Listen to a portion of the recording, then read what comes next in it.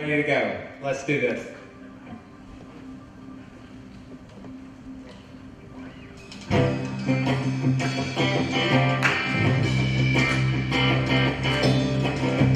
Y'all ready to raise a hallelujah? I raise a hallelujah. Lift up my enemies. I raise a hallelujah. Louder than the unbelief. Come on, sing it out. I raise a hallelujah.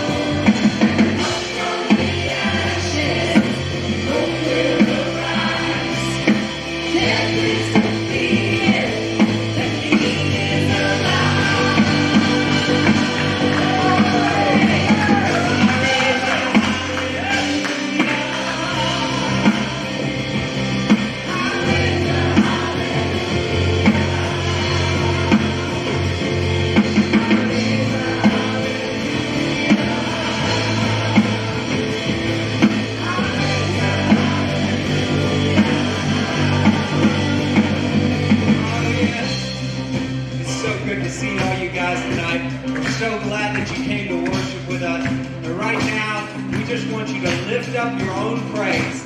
Lift it up, because we can't do it for you. We cannot do it for you. So no matter what you're going through, no matter what you've been through, no matter what 2020 has done to you, don't worry about it. Even if you can't see it, if you can't feel it, He is in this place. He is worthy to be praised. He is almighty. He is all powerful.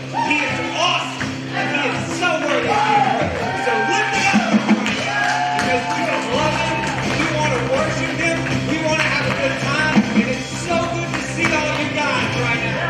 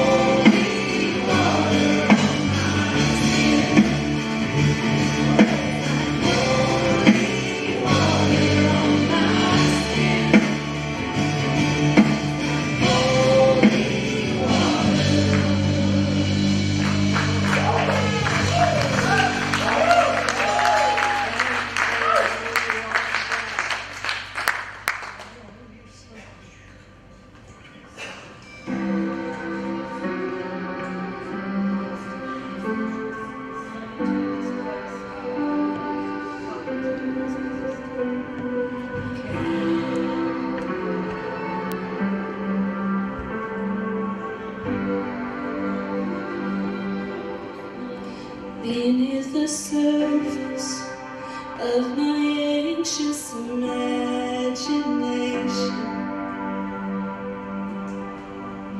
beckons the calmness that is found in you alone. It washes over every doubt, every imperfection. Jesus, your presence is the comfort of my soul. There's nowhere I'd rather be when you're singing over me. I just wanna be here with you. I'm lost in your mystery. I'm found in your love for me. I just wanna be here with you.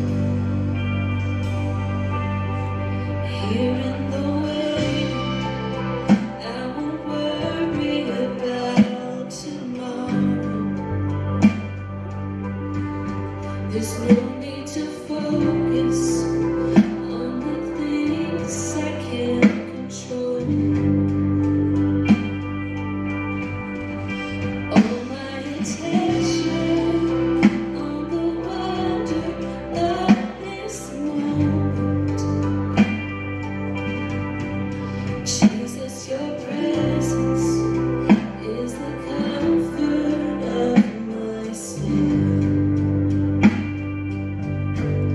There's nowhere I'd rather be when you're singing over me. I just wanna be here with you. I'm lost in your mystery. I'm found in your love for me.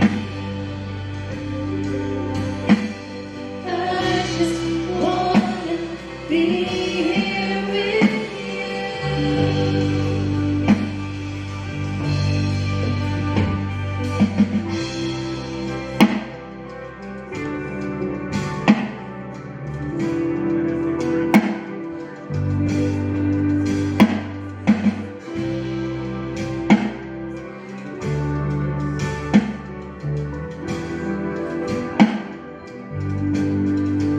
So long that I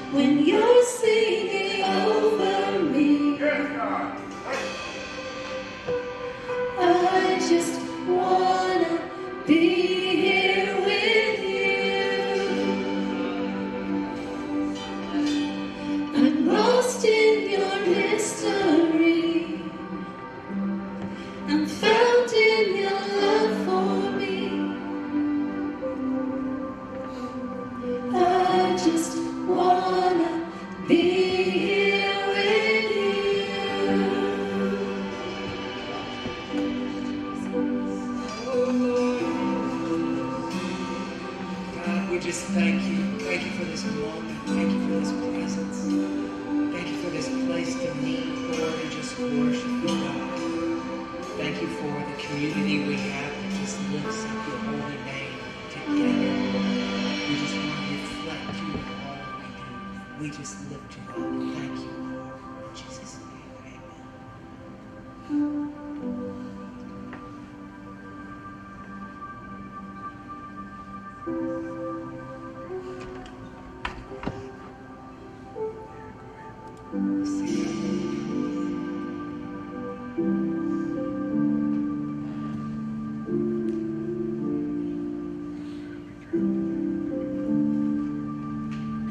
This is the day that the wall came down.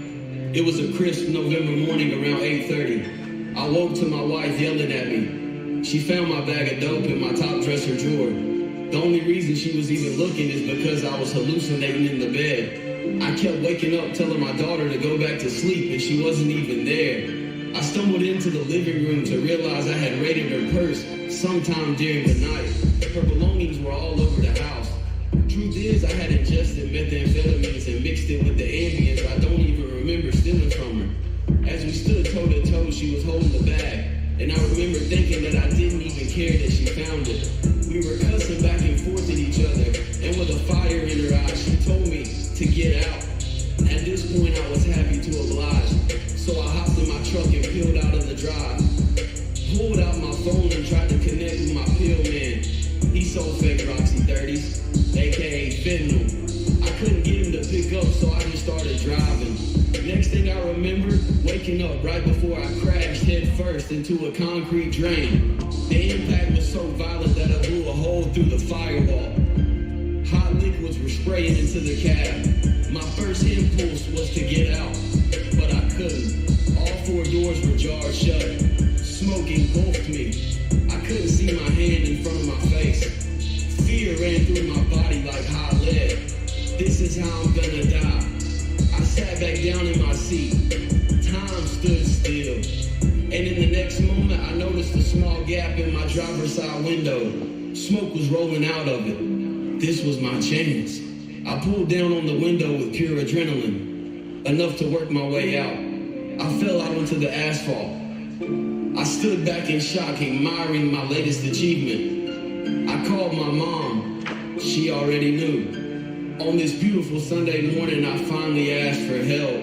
God showed up, and the wall came crumbling down. Said I overcame that struggle, now I'm at the top.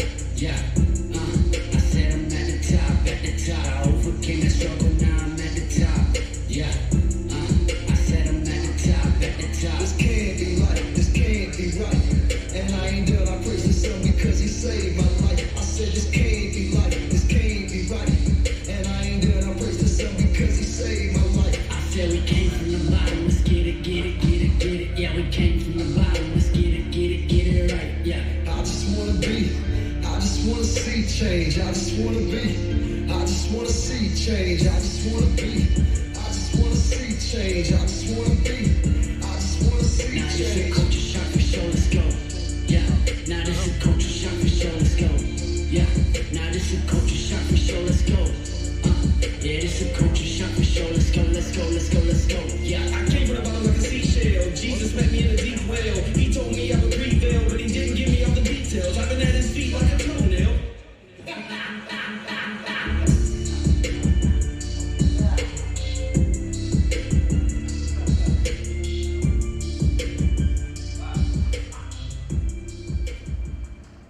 What's up, fam? You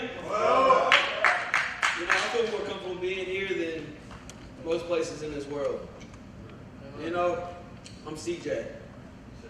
Very nice to meet all y'all. Thank y'all for having me. You said Jerry? Chad? What's up, buddy? You know, I spent the first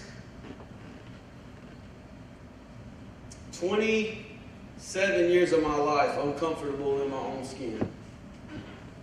I wasn't okay with who I was or why I did the things that I did or the man I had become or the fact that I had pummeled everybody and everything in my life. And from the moment my feet stepped on this planet, it was all about me. It was all about CJ. It was all about what I could get and how quick I could get it. And if you got in my way, I'm going to cop a resentment. And you're going to get bowled over. And that's how I lived my life for a long time. And truthfully, my grandpa is a pastor. And he's been a pastor for 50 years. But what I've come to know through this journey of recovery is that his salvation didn't save me. I couldn't piggyback off what God had done in and through his life. And I needed to experience this God thing that I know some people in this room are still probably pretty skeptical about. Let me just tell you, bro, it's the truth. It's the truth, man. Look, I remember being 6 years old, and you're like, bro, you don't remember being 6 years old. Look, I went back in my past. I've done a thorough inventory on my life. And God revealed to me when I was 6 years old, I was in first grade, and I was in a portable at the church that my grandfather preached at. They had a K-5 through 12th grade program. And I was in first grade, and we were in one of the portables outside. And I remember the teacher getting mad at me because I was beating on the desk or something. And I was, at this point, already uncomfortable in my own skin, and I wanted attention.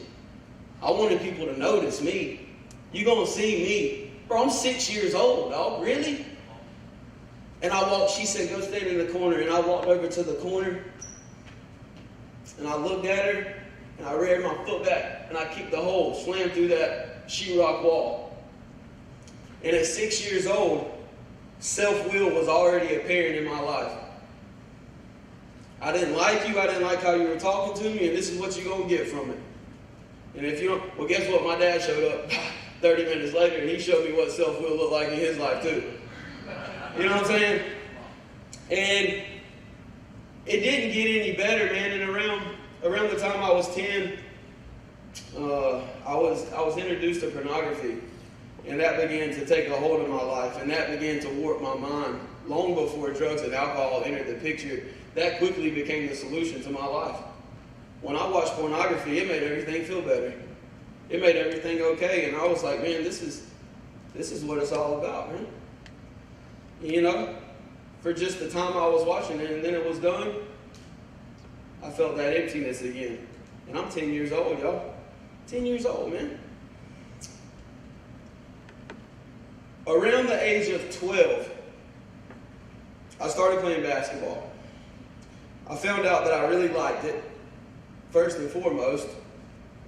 But I also found out that I was pretty good at it. I was pretty good at this thing. And so I started spending my days and my nights, rain, sleet, snow, out in the driveway, playing basketball, practicing basketball by myself, with friends, at the gym, at home. It didn't matter to me. And sports became my God. And listen, y'all, I'm telling y'all all this in retrospect. In the moment, what's really wrong with playing basketball all the time and, spending all your time trying to get good at something? There's nothing wrong with that, but it was out of order. It was out of order of what God intended my life to look like. And that was at 12 years old, and I put time and effort and sweat and tears into this, and I loved it, y'all. I was daggone passionate about it. And I got good at it. And I got real good at it. And I got to high school. And I started varsity in 9th grade. And I was like, then people start telling you that you're good at it. And you start getting this recognition from people. And it starts to pat you on the back and you're good at this. And then that pride starts to swell up. And that ego starts to get even bigger than it already is. And I'm in high school, man, and all the hard work is starting to pay off. Has anybody ever done anything long enough in life that, the hard work actually started to pay off? Well, this was very early in my life, and I'm 17 years old. And I remember when my coach came up to me and he said, this school, it's called Lander University. It's a D2 college down in Greenwood, South Carolina. They came up to me, and they want to offer you a full ride scholarship to play basketball. Are you kidding me? I'm like 5'8" and white. Like, this really is coming true. Like, what I worked all those years for is manifesting itself into reality, right? And look, they were the first ones to offer me. I had a couple of other colleges after that, but they were the first. And I was loyal, right? I was loyal, and I picked them. And I went to school at Lander University, full ride scholarship. Everything I ever wanted, everything I ever worked for had become a reality in my life. And I hadn't drank a drop of liquor. I hadn't smoked an ounce of herb and popped a pill up until this point in my life. Everything had worked out the way I planned. Nice, neat little box. Everybody likes CJ. He's good at basketball, and that was my identity, and I knew it.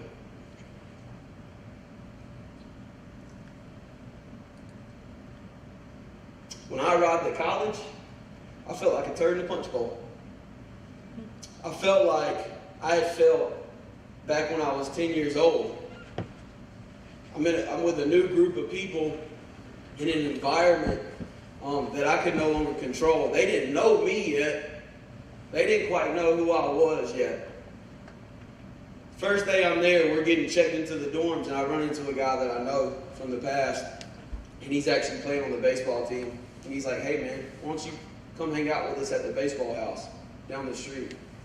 Jump on it. I can fit in there, for sure. Little did I know that started the spiral of what would become 10 years of hell on earth. And let me tell you something, I'm pretty sure most people in this room know what it's like to live in hell on earth. You know, hell is not just the gnashing of teeth and a place that you go when you die if you don't live right. Hell is a place that I lived right here on earth for 10 years. And that first night I get there, and somebody passes me a bowl. He says, "Man, it smells good, man. It smells somebody that's good." Hit it. I'm talking about,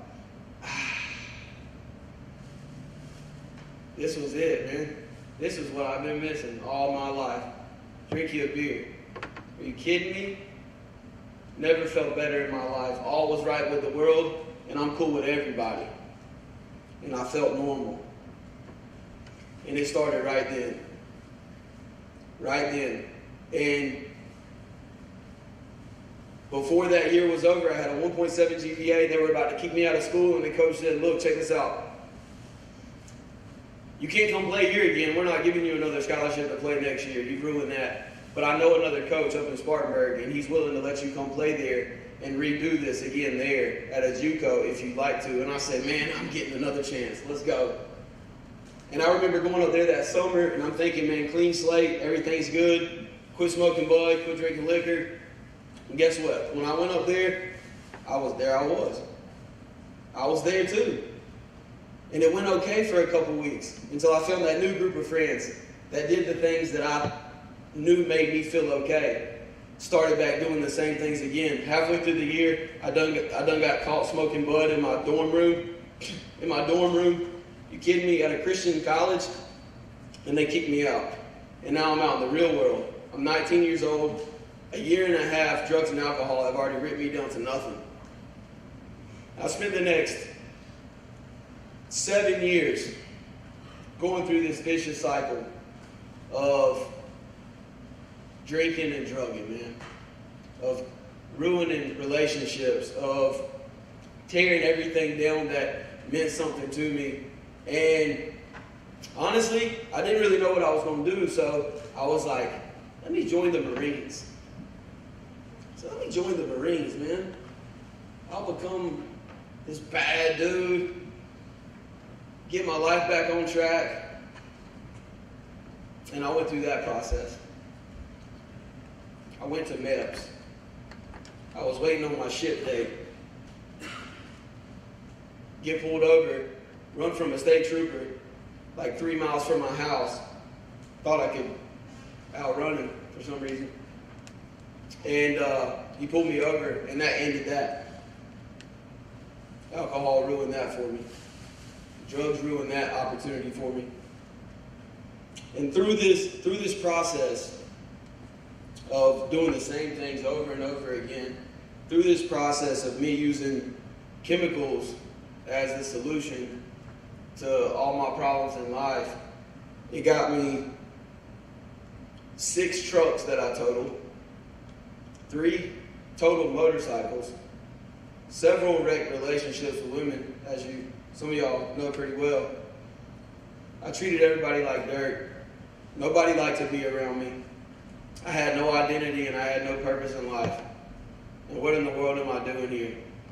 And one day I remember I got pulled over and the state trooper said he actually ended up letting me go home. Somebody came and picked me up. And I went home and I had no car. They took that. They went and impounded that.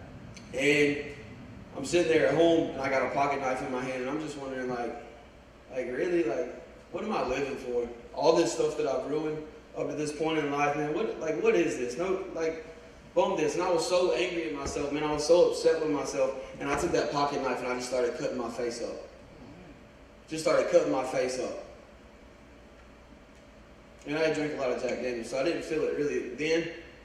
But the next morning, my mom comes in my single-wide trailer and she wakes me up to a scream because my pillow's covered in blood.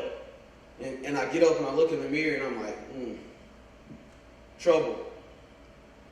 And she sends me to go stay with my dad for the day, as if that was going to cure everything. But it didn't. And I started getting into opiates, and I started getting into pills, and I started getting into heroin. And I tried the Suboxone Clinic route because that was going to cure this. That was going to fix what's going on in my life. And I did that for a year, and I never touched anything else. And I took Suboxones the way they were meant to be taken for a whole year. Whole year. No meetings, no fellowship, no nothing. Go to the clinic, come back home with my box of Suboxones, and I'm good. As soon as that year was over, 4 days later, I'm still in Lortabs out of one of my family members' cabinets. And I don't even know why. I don't even know why I'm doing this. And that started another cycle of about 2 or 3 years running until the day I called my cousin and I said, hey man, I get something, man, I get something. He was like, I know this new dude, he lives over in the hood, older guy, he's a black dude, like 60 years old. He said he's got some Roxy 30s. I said, bet, tell him I'm coming. I went over there to his house. I go to buy like 4 of them. He hands them to me. Instantly, I knew that they were not Roxy 30s. But the person that I had become said, well, you just gave this dude 120, so we're going to try these. And I went back in my truck, and I tried one of them, and it was the most powerful thing I'd ever done in my life. And that was the fentanyl pills I was telling y'all about in that song. And I spent the next 2 months on those things hard at this dude's house every day, spent every dime. My dad owns a roofing company, and I worked for him. And I made almost $150,000 that year. I spent probably 80 grand of it at this dude's house in 3 months on these things for me and my friends, to the point where I had sores all over my body and on my face, and they weren't healing, and I was covering up stuff with Band-Aids, and it was terrible. But I needed these things. They made me feel good, and there was nothing else that I could go back to that was as powerful as these things were, and I was toast. And as long as he had them and as long as I could go get them, everything was going to be okay. But then there came those days where he didn't. And so I started smoking meth. I started doing everything else that I could do until he gave me that phone call. And boom, I'm right back over there. I'm good. This was my cure-all. Until the fateful day that is spoke about in this song. I couldn't get any of them because he had been out for like 2 days. And I had been on a little binge of eating Ambiens and smoking meth. And it's like 3 o'clock in the morning, 4 o'clock in the morning. And somehow or another, I don't remember this, but I get in her purse and I throw it all over the house. And I find these Ambiens that she had hidden. And I eat a bunch of Ambiens. There's no telling how many. By 8 o'clock in the morning, she wakes me up out of the bed. She's like, you've been screaming. I'm like, what are you talking about? She's like, you keep telling Skylin, my daughter, you keep telling her to go back to bed. You keep telling her to go back to sleep. She's not even here. I was like, what are you talking about? So instantly, she's not an addict nor is she an alcoholic, but she had to live with one. And I put her through some hell. So she starts searching around because she found some stuff before. And right there in my drawer, right beside me, there's a sack of meth. And we get up and we start going back and forth, cussing at each other, telling each other what we think about it. And I'm standing toe to toe with her. And it had never really got to this point before, but she said, "You need to get out," with some extra words added in there. And I said, "Bet, I'm out." So I go hop in my brand new Ford Raptor I got sitting out in the driveway, ready to go get some more of these fentanyls. It's going to fix everything. And I peel out of the driveway. My man's not answering. Too early, I guess. He's not answering, man. And I was like, well, what am I going to do? I'm just going to go drive around. Whatever. Been here, done this. I get like 1.5 miles down the road and I pass out. Go to sleep. Don't know how, don't remember when, but I'm probably going 50 miles an hour. I don't have my seatbelt on.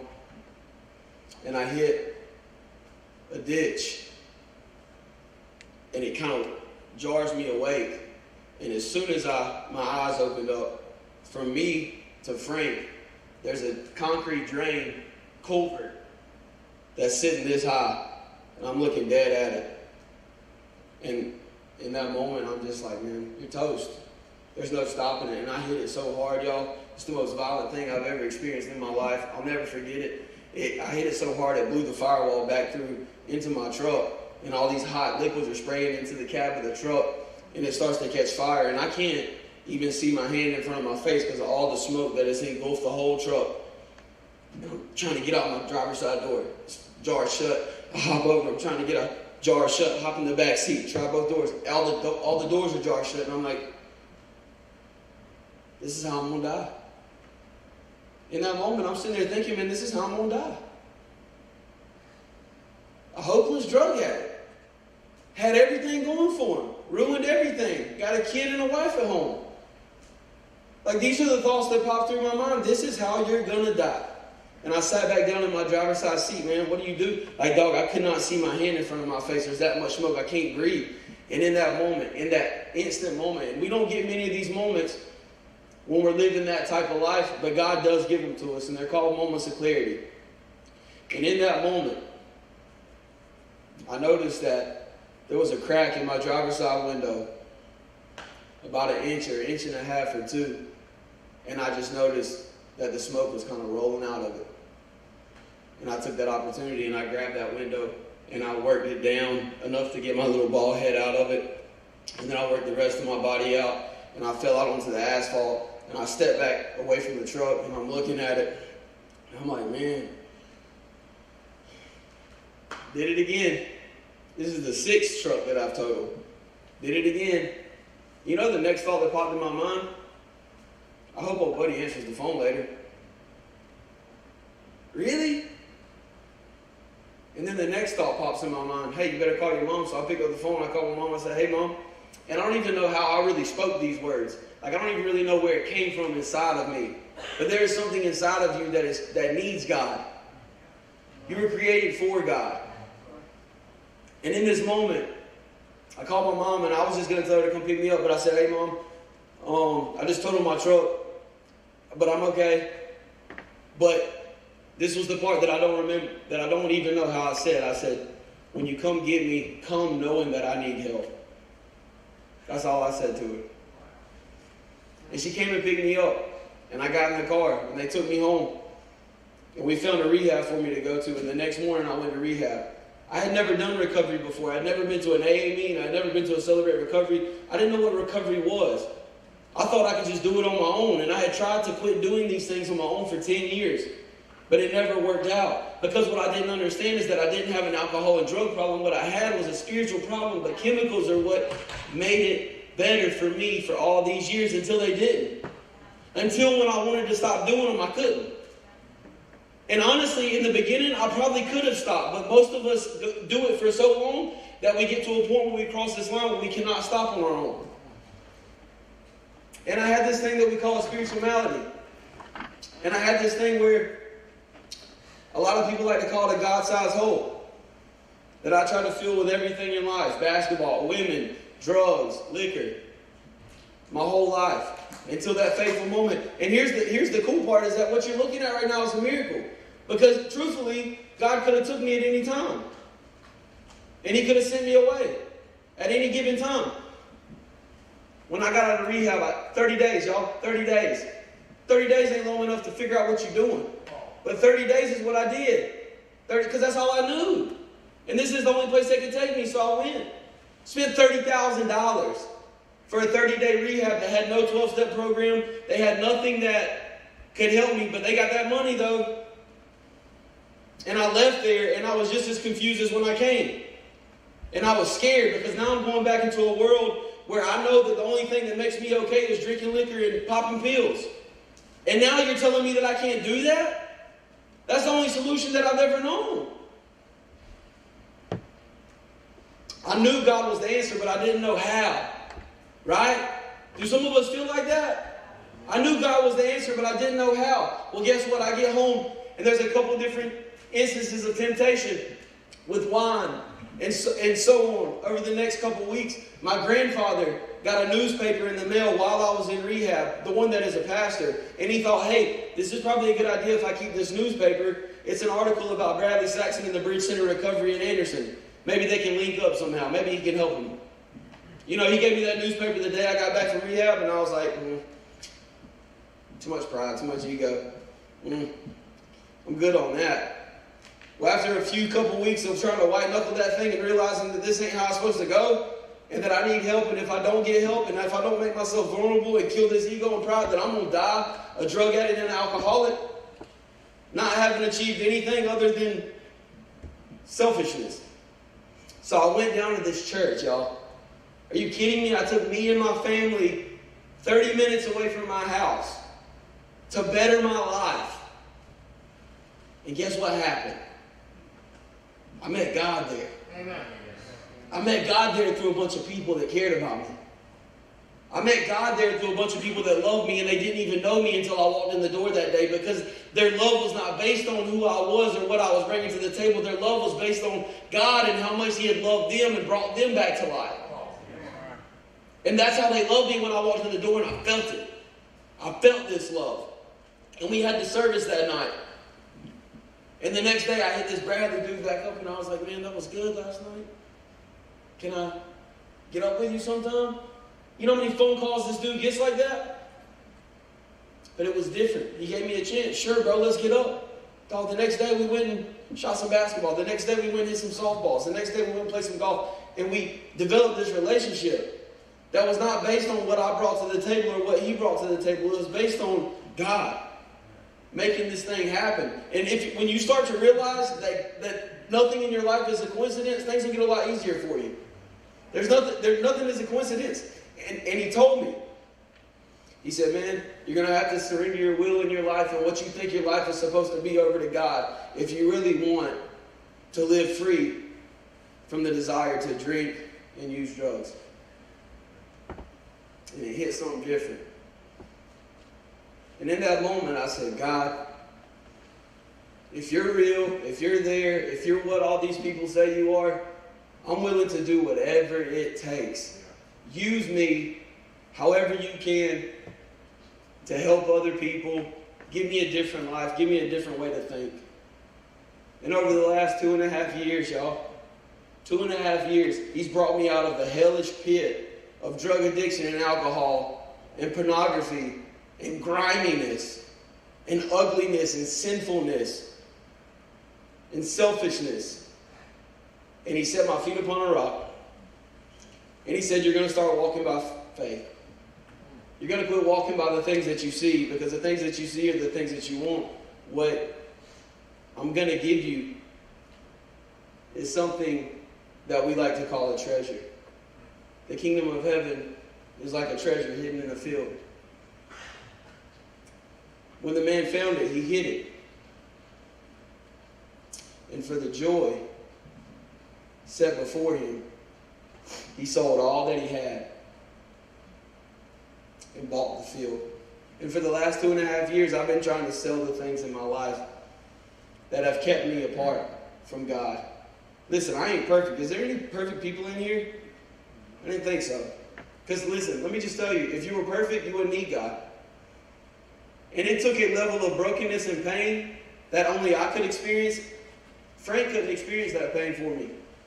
I had to experience that pain. And God was so good and so righteous and so graceful and so loving that he kept me alive long enough to realize that he was the only thing that was ever going to help me. And listen, if you don't get anything else out of this tonight, understand that pride and God cannot exist in the same vacuum. They cannot exist together. And through a 12-step program, and through another man willing to give his life over to help people like me, I'm different, bro. I'll never drink liquor or pop pills again the rest of my life. Ever. And I say, God, if you just give me some opportunities to help some people, I'm going to do it. I swear I'm going to do it. And guess what? He just keeps giving me opportunities. And guess what? I just keep saying yes. And guess what? My life just continues to change. And guess what? I get in these moments where I'm uncomfortable or I feel like I'm not good enough or I'm struggling to make a decision. And God's like, bro, you don't remember? You don't remember 2.5 years ago? You couldn't stay out of the dope man's house. And now you're driving 2 hours when you get off a full days of work to come down and tell people your story. And truthfully, my story is his story. This isn't, don't remember CJ, bro. Remember God. Because when I die, I'm going to heaven to be with him, man. He's the only one that has the power to change my life. My problem was that I had no power to change. You do not have, the power does not exist within you to change your life. God possesses that power.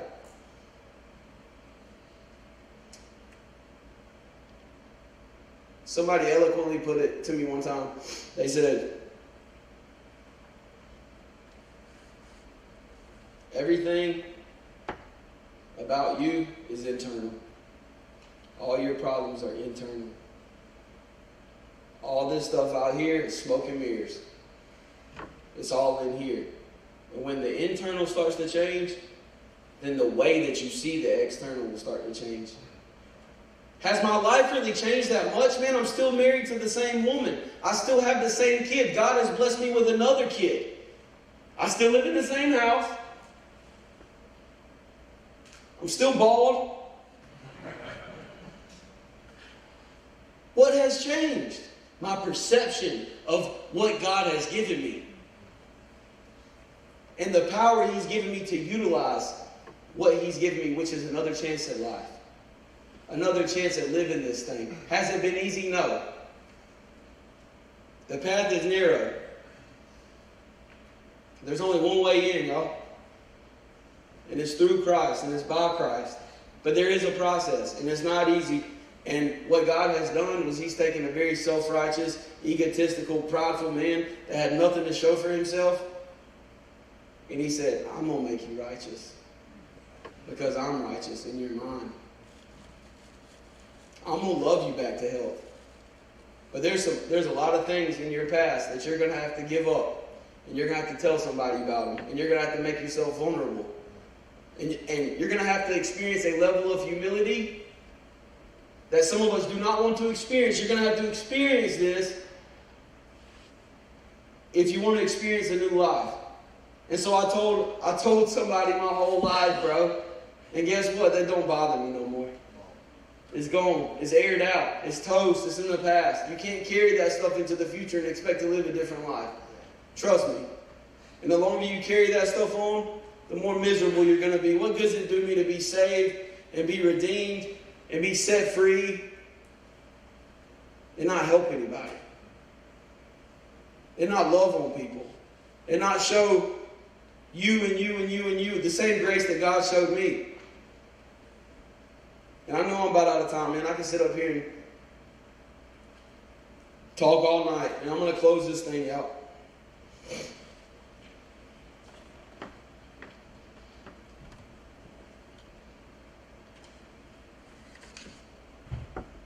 Recovery, the process of recovery, is not something that I'm chasing after. I'm not chasing after this elusive dragon that is called recovery, that some people get and some people don't. And God must love them more than me, and I can't figure out why I can't do this. I'm not doing that. I'm not doing that. What I'm doing is I'm chasing after God. I'm chasing after God. And through that, I have recovered. And guess what? Now I'm okay in my own skin. Now I can walk by faith and not by sight. Now I can do the things that God has called me to do. Now I can grow. I don't have to drag this ball and chain around with me anymore. And I can have joy through it. Joy. Smile. Pat yourself on the back and say, man, look at where you are now compared to where you were 6 months ago. Like we beat ourselves up so bad. God ain't beating you up like that. Give yourself some grace, bro. Give yourself a chance. He loves you, man. I'm just trying to tell you, He loves you. And it's a process that we all have to walk through individually. And sometimes it takes some of us more pain than others. But there will come a point in your life, if you have not met it yet, where you have to make a decision. Am I going to live by self, or am I going to live by God? And if you choose the latter, if you choose God, you choose transformation. You choose grace. You choose mercy. You choose all the things that your parents probably didn't show you. You choose all the things that you've never been able to show anybody else. And listen, y'all, it's the realest thing that's ever happened to me in my life. And now I know from experience who God is. And now I don't have to wonder if what my papa is preaching is real, because it's changed my life. Thank y'all for having me. I love y'all.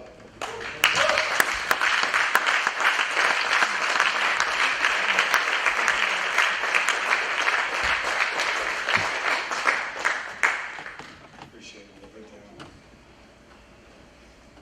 That's a good word, man. That's a powerful word. Listen, if you could have fixed it, it'd already be fixed. If you could have done it on your own, some scheme you come up with, or something you think that sounds good, that a self-help book, any of that, if you could have fixed it, it'd be fixed. It takes a touch from the Holy Spirit. It takes a commitment. It takes, like, I kept looking at his shirt, Genesis. And Genesis is in the beginning. So you may have been going through the motions for a long time. You may have just a little bit of sober time, but this could be the beginning. The beginning of something, of a new life, of true surrender, where you say, God, I'm done. I'm done trying to do this thing myself. I'm done trying to make excuses. I want this to be the beginning. The beginning of a new life. Spiritually speaking, an absolute renewal. Does anybody in here, man, say, you know what? I'm looking to change. I'm looking for something new in my life. I need that. That's all of us. God can do that for you. We're going to worship. Would y'all stand? Frank's going to walk around, no social distancing. Listen, this man came a long way. He didn't ask for anything. I would like to bless him with some gas money or something to send him back. So if you can give, we're not going to pass it around. Just walk up. But if God's dealing with you about something, if God is stirring your heart, or maybe if you raised your hand and said, man, I need a change, I need a new life, I need a new beginning, I need to surrender it. You can come up, and we'll get a couple guys up here, and we just want to pray over you. 6 foot apart, please. I'm sorry, but that's still the way it is until around June. Sorry, man. But God don't listen, man. God knows your heart. God sees you move. And God loves you. And and wants to change you. Amen? Let me pray with you.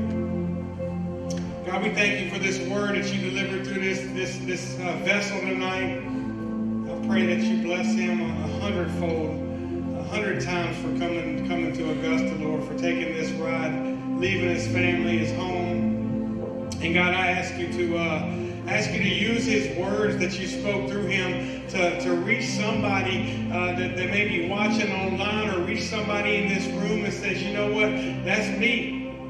I need that. I want the victory. I need God in my life. I need this spiritual renewal. I need a touch from the Holy Spirit. I need a new life. I need a new beginning. We thank you for that. We love you, Jesus. And we're asking you to move. In Jesus' name, amen. Guys, if you got something on you, you don't have to leave the same way you came in. It can change, or it can start tonight.